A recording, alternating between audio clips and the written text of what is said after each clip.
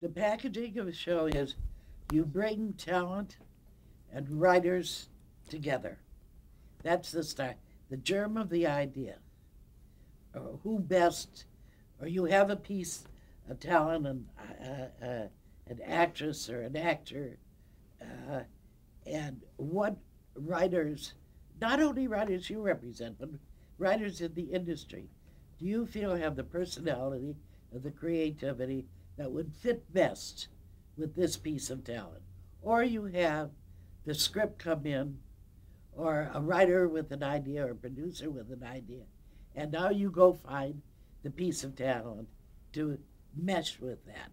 And then now you want to find the a home for this creative community, and you want to help with casting the other roles, who the showrunners are going to be. And, we represent a lot of talent, and there isn't a day goes by that someone's looking for something, and who have we got, and who can we suggest, or and it goes from commercials to legitimate stage productions to television to motion pictures. It's the same thing. And creatively, the agents can be very creative and say, let's put this, we'll add all the elements to this cake, the flour, the sugar, the spice, and that, and see what we can come up with to put in the oven. And it's a simplistic way of saying it, but that's about what all the agencies do. It's not just William Morris. And how is an agency compensated for that? We get, on its clients, it gets 10%. I was in the field day of Agents Commission. On the shows, we used to get 10% of the license fee. When it came to helping finance, we said, okay, we'll take 5% of the license fee up front, and we'll defer 5%, the other 5% payable out of profits. When you get your production costs and everything back, then you pay us the balance of our commission.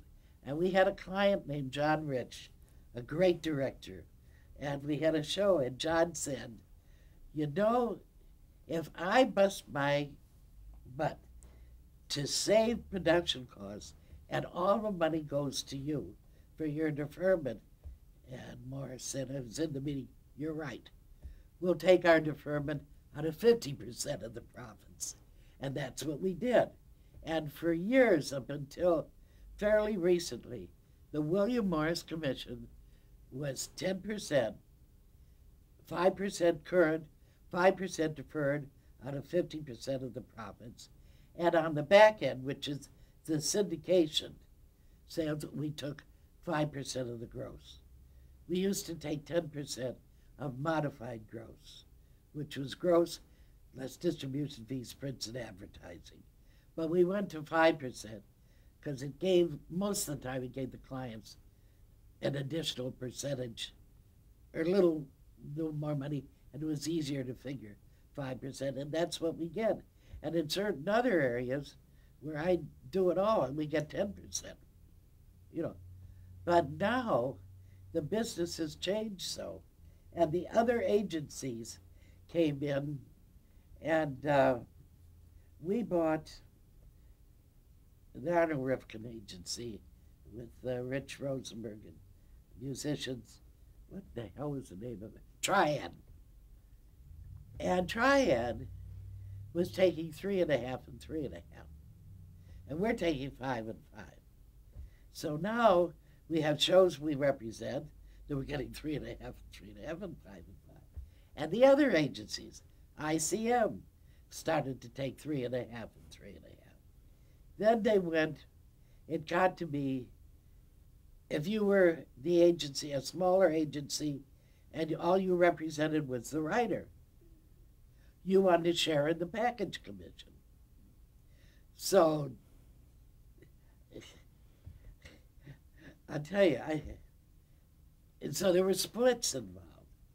And now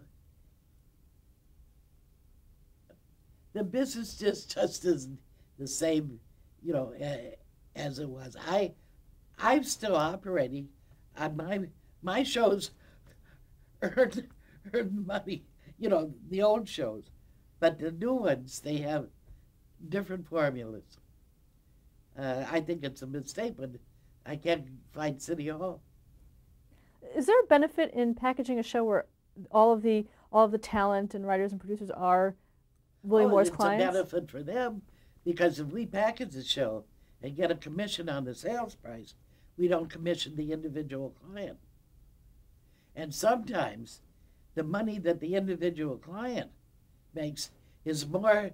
If we have 3 or 4 clients in a show, we could end up making a lot more than our package commission. But this way, it's to their benefit.